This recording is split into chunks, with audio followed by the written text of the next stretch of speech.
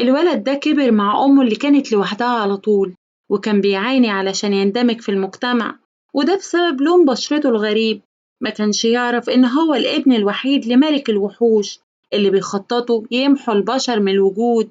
من كام سنة كده البشر بدأوا حرب مع عالم من الوحوش اسمه كايجو.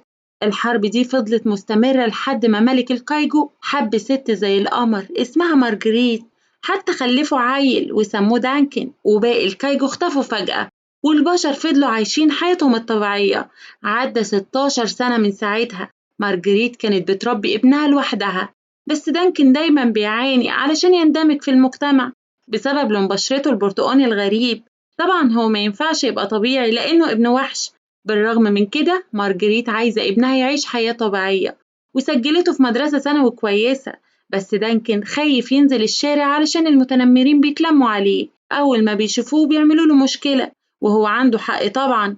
أول ما طلع من بيته شوية متنمرين بدأوا يتريقوا على لون بشرته.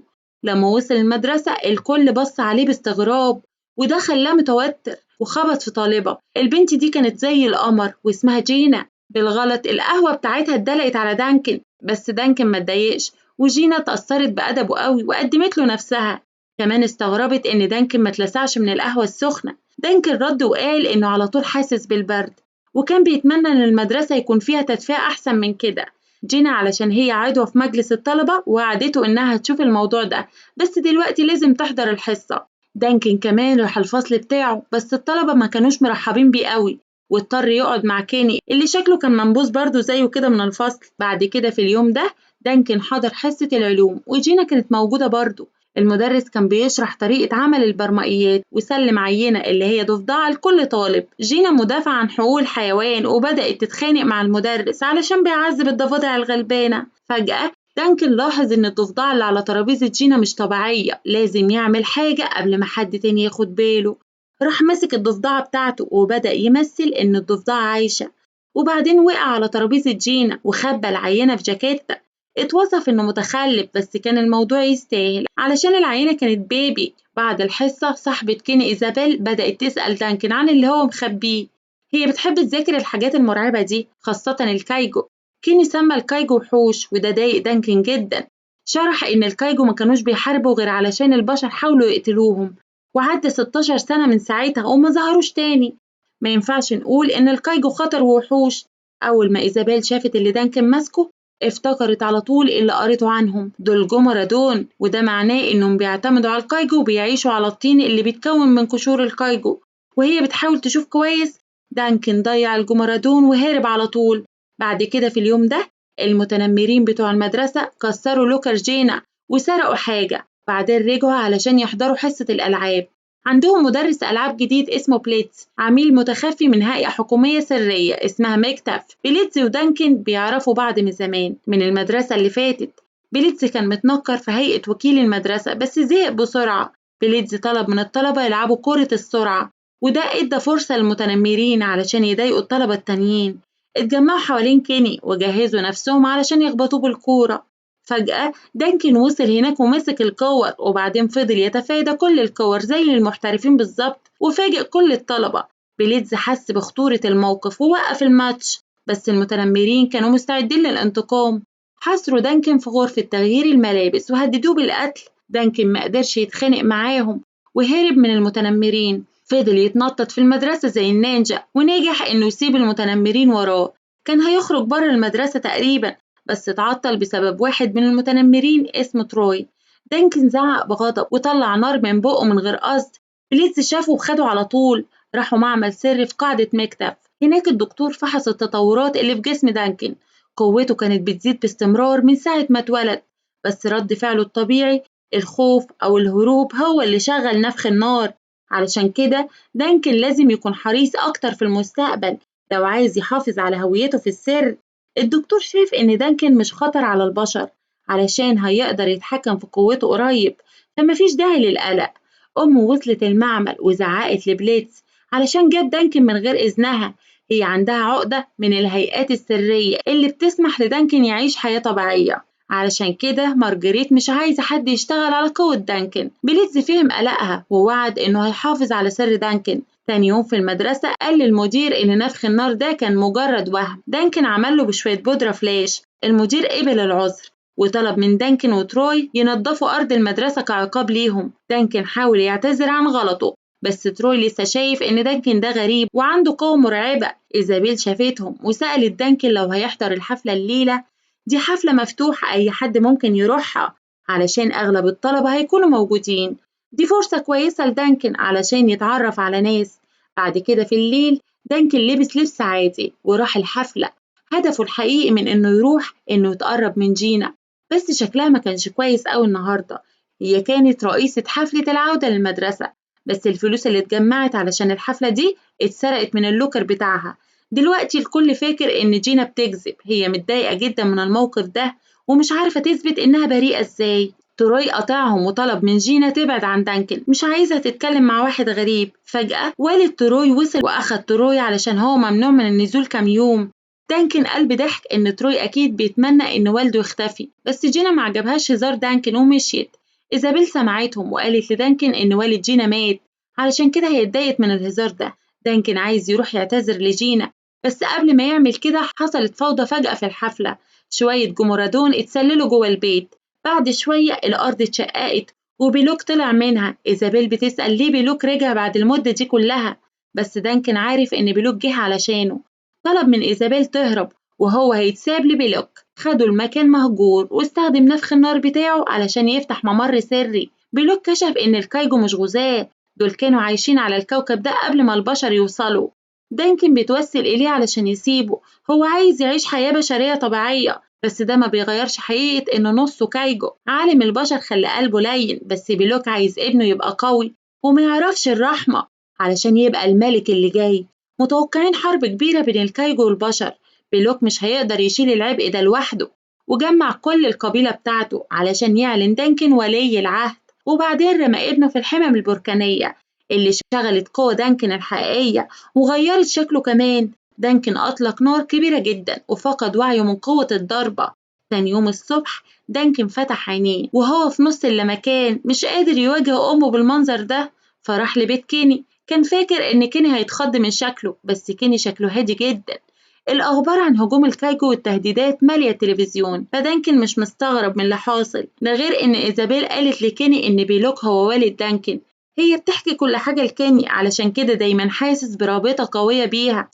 دانكن بدأ يحكي لكيني كل حاجة شافها الليلة اللي فاتت، بجانب إن ملك الوحوش بيلوك جاحد ومطالب جدا، بيتوقع كتير جدا من ابنه. أول ما دانكن هدي شوية سأل كيني عن عيلته. هي مش عيلة طبيعية برضه، والده بيختفي على طول أيام وأسابيع وبعدين بيرجع فجأة.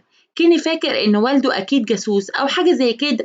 دانكن وعد إنه هيكتم السر ده، وفي المقابل كيني لازم ما يتكلمش عن إن والد دانكن هو اللي بوظ الحفلة الليلة اللي فاتت. فجأة جات لهم مكالمة من مارجريت اللي بتدور على ابنها في كل مكان. بعد ما أخدت دانكن كلمت بليتز وطلبت منه يوفر الحماية لابنها. بليتز بيأكد إن نص مجداف بيدوروا في الصحراء علشان يلاقوا بلوك، بس مارجريت مش راضية علشان جيش كبير زي ده مش لاقي عملاق طوله 120 قدم. دانكن طلب من أمه تهدأ علشان ده مش ذنب الحكومة، ده اختيار مارجريت إنها تتجوز بلوك. مارجريت اتجرحت لما سمعت دانكن بيلومها. بالرغم من المجهود اللي عملته، عملت كل حاجة علشان تحمي ابنها وتديله حياة كويسة.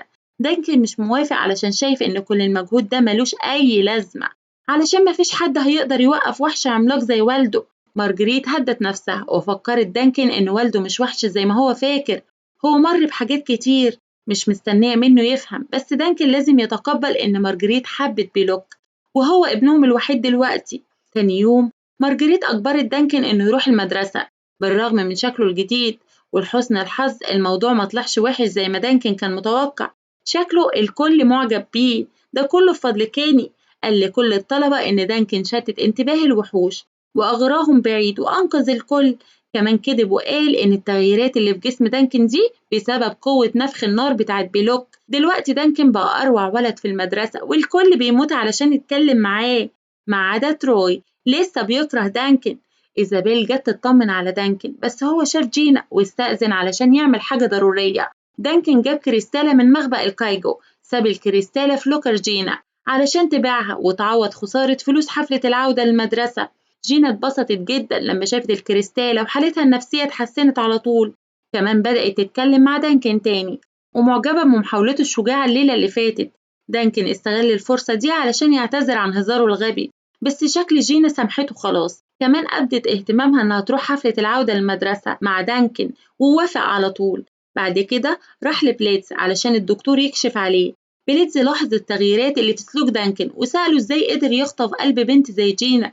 دانكن غير الموضوع وأشار للاتجاه اللي ماشيين فيه علشان ده شكله مش طريق قاعدة مكتب. بليتز خده للصحراء وطلب من دانكن يحاول يتعرف على المكان اللي بيلوك خده ليه. ده الاتفاق اللي عملته مارجريت مع مكتب، هيسمحوا لدانكن يعيش في حرية، وفي المقابل لازم يساعدهم يلاقوا الكايجو. دانكن مش عايز يبقى كاشف الوحوش الشخص الميجاتيف، بس مفيش حل تاني. فجأة جات لهم عاصفة رملية ودمرت الطيارة بتاعتهم. إليدز نجا بالباراشوت في حين إن دانكن وقع على الأرض على طول. قابل كايجو وبدأ يدافع عن نفسه. بعد شوية بيلوك ظهر هناك برضه، هو اللي بعت الكايجو علشان يحارب دانكن علشان مهاراته القتالية تتحسن. كمان أعلن إن أي كايجو يهزم دانكن يقدر يبقى ولي العهد اللي جاي. دانكن بيتجنب إنه يضرب علشان مش عايز يبقى وحش زي والده. الكايجو حشر دانكن بين صخرتين عملاقتين، بس دانكن هرب برضه، هزم الكايجو بس مش عايز يقتله. فجأة حد ضرب من ورا، ده بليدز اللي جاب جيش مكتف كله علشان يقبضوا على بيلوك. بدأوا يهاجموا بيلوك باستمرار من غير أي سبب. دانكن طلب منهم يوقفوا علشان بيلوك ما كانش ناوي يأذيهم، هو جه علشان ياخد ابنه بس. بليدز مهتمش وأمر فريقه يقتل بيلوك، بس دانكن موقفهوش وفضل يتوسل علشان يرحموا أبوه. بيلوك لاحظ عجز ابنه وقرر يستسلم، مش عايز دانكن يعاني زي معانا هو. عملاء مكتف لفوا ملك الكايجو على طول وحبسوه في قفص مؤقت عملوه في الجبل. دانكن متلخبط بس عنده موضوع تاني لازم يهتم بيه. جري على بيته ولبس علشان حفلة العودة للمدرسة، وبعدين أخد جينا بس جاب أصحابه معاه برضه. مارجريت كانت موجودة علشان توصلهم للمكان. بعد ما وصلوا الحفلة دانكن حاسس بتوتر شديد علشان عمره ما حضر تجمع زي ده قبل كده. جينا طلبت منه ينسى لون بشرته ويركز على إنه يستمتع بالليلة. إيزابيل بتبص عليهم من بعيد ومتجاهلة كيني اللي قاعد جنبها على طول. بيفضل يحاول يتكلم معاها، بس إيزابيل مشغولة بالغيرة من جين علشان هي معجبة بدانكن برضه. بعد شوية الكل اتجمع قريب من المسرح علشان يسمعوا أسماء ملك وملكة حفلة العودة للمدرسة السنة دي. طلعوا تروي وجينا دلوقتي لازم يرقصوا مع بعض حسب التقاليد. جينا مش عايزة تتعامل مع حبيبها القديم، بس دانكن أكد لها إن الموضوع مش كبير، مجرد رقصة سريعة وهتخلص. وهي بترقص مع تروي إيزابيل جريت علشان ترقص مع دانكن. كيني معجبهوش كده وبدأ يتخانق مع أصحابه بصوت عالي، وفي غضب قلب الغلط إن إيزابيل معجبة بدانكن بس عشان هو ابن بيلوك. جينا سمعت كده وبدأت تخاف من دانكن. دانكن المسكين عارف إن عمره ما هيعرف يعيش حياة طبيعية، فساب الحفلة. كيني أدرك غلطه في الآخر بس خلاص فات الأوان. فجأة شوية جمهورادون ظهروا في الحفلة وبدأوا يعقوا مع الكل. في اللحظة اللي بعدها 2 كايجو اقتحموا الحفلة وهاجموا البشر.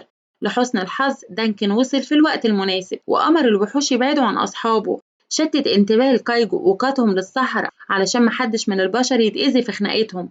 مارجريت جريت علشان تساعد ابنها، بس جينا عرضت المساعدة برضه. دخلوا جوه أتوبيس مدرسة اللي هو في الحقيقة طيارة تكنولوجيتها عالية قوي. جينا لاحظت عقد الكريستال اللي حوالين رقبة مارجريت وعرفت إن دانكن هو اللي ساعدها بالكريستالة. بعد ما هبطوا قريب من قفص بيلوك مارجريت مسكت مسدس وراحت تتكلم مع جوزها، سألته عن الكايجو اللي هاجموا دانكن. بيلوك سمى الكايجو دول خونة، ما كانش ناوي يأذي ابنه وعلشان كده سمح للبشر يحبسوه. بس دلوقتي جه وقت الأب علشان يساعد ابنه. بيلوك كسر القفص بسهولة وحتى عدى حاجز الموت برضه. بيليتز غضبان جدا وبيلوم كل حاجة على دانكن، سمى دانكن وحش وحاول يقتله. فجأة كايجو وصل وراهم ودانكن طلع جناحاته علشان ينقذ بليتز بالرغم من الحاجات الوحشة اللي قالها. بعد ما نزل بليتز في مكان آمن دانكن رجع علشان يحارب الكايجو. اتجمعوا علشان يهزموا دانكن ويوقعوه في الفخ. الكايجو راحوا علشان يقتلوا دانكن، بس بيلوك وصل في الوقت المناسب علشان ينقذ ابنه. مارجريت وجينا وصلوا برضه بمسدسات وهاجموا الكايجو. بيلوك اتصاب بعد ما عدى حاجز الموت والكايجو وقعوه في الفخ. دانكن طلع وراح لقمة الجبل، استخدم نفخ النار بتاعه علشان يسيح التلج والتلج اتزحلق من على التل. دانكن أنقذ جينا وبيلوك أنقذ مارجريت في حين إن الكايجو اتجمدوا بالتلج. بيلوك استسلم قدام السلطات تاني علشان مش عايز يسبب مشاكل لابنه أكتر من كده.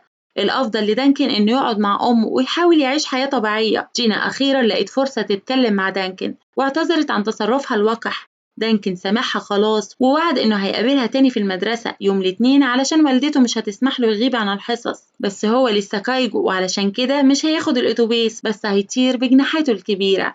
وبكده بكون خلصت الفيلم. يا ريت لو عجبكم ما تنسونيش في اللايك علشان تشجعوني أعمل لكم أفلام جديدة ما شفتوهاش قبل كده، وتشتركوا في القناة وتفعلوا زر الجرس علشان يوصل لكم كل جديد.